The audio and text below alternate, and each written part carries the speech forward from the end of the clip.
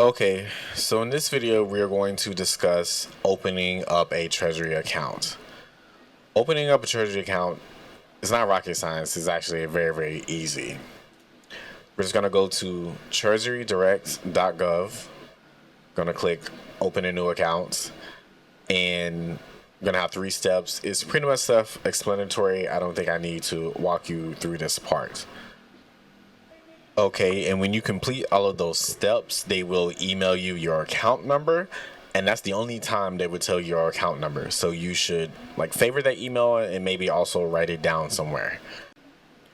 Now, let me warn you that it appears to me that the Treasury will automatically select accounts to lock. My account was one of those, and you have to verify yourself.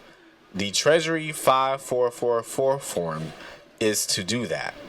Now, some of us have been told you need to file this form to have the authority to buy and sell securities, but I have yet to read that anywhere. This form states it is specifically to unlock your Treasury account if it has been locked.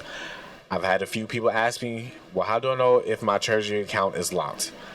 If your account is locked, you will not be able to log in.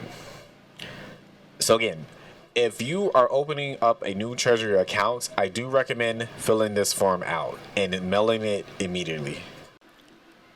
Because it takes the Treasury anywhere from 2 to 3 months to actually process the form once they receive it. So if you mail it immediately anticipating that your account may be locked, then you'll be good. There is a check mark that says remove hard lock. You want to check yes. Now, the form initially recommends getting a medallion stamp. You actually do not have to get a medallion stamp anymore. A lot of these financial institutions, specifically banks, will actually give you a hard time. I've been with Bank of America since 2012, and they did not want to give me a medallion stamp. Because of that, the Treasury now allows you to just get a notary so that you can verify yourself. I got my form notarized and not medallion stamps. Again, if you want to go through hell and hot water to get a medallion stamp, that's up to you. I'm telling you, it's not going to really make a difference. Banks will give you a hard time. Apparently, brokerage firms and credit unions will actually give you an easier time giving you a medallion stamp. So do that, and then you just mail it to the Treasury. You do not have to do certified mail. You don't have to do registered mail. You do it regular mail. If you want to add the registered mail time on top of the 2 to 3 months, that's up to you. But again, you can just get it notarized and you can mail it normally and you should be good. Okay, so when we log into our Treasury account, it should look like this. And this is where we receive the amounts in marketable securities, saving bonds, and our certificates of indebtedness. So if you just open this, it should all be 000. Okay. Now, I initially had trouble trying to fund my Treasury account the first day I opened it, or the first week. I was getting an error message saying my bank didn't exist, which made me think that I had entered my banking information wrong. So I even experimented with the 2 routing numbers, being the paper routing number and the other wire number, and I still kept getting the error. I even called the Treasury and had one of the employees enter my banking information over the phone, because you actually, when you enter, you can enter multiple banking information, but your primary bank information actually cannot be deleted. Only someone from the Treasury can delete it, but you can just add another bank and just switch what is the primary. But if you call the Treasury on the phone, they can add your bank information and they can delete it also. So I did that, and the employee told me no, my bank information was correct, everything should be good. But when I still tried to fund my account, I still got the error, and then eventually my account got locked. Now, once my account got unlocked, my banking information all of a sudden works, although I didn't change it. So if you experience that, just know that means that your treasury account is probably about to get locked. And you can link your treasury account as a bank account to deposit your paycheck into. It's actually very, very simple. You actually don't have to do anything from the treasury side. It's all from your job.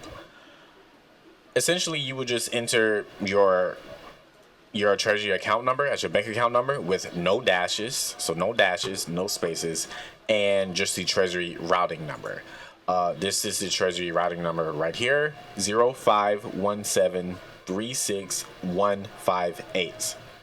Now I can enter my banking information online and change it whenever I want. And you can see the name of the bank would be Bureau of Public Debt. Now, if you can't and you have to do it by paper and turn it in to HR or the finance part of your company, again, just enter your account number with no dashes and enter this routing number to the treasury. And again, and you can choose if you want your whole check deposited, if you want a percentage or how much from your check.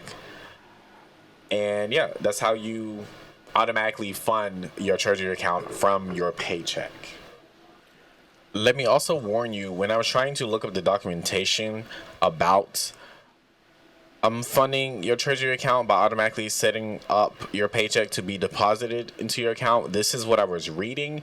And see right here, it actually recommends for you to enter a P at the end of your account number. And I'm going to say, do not do this.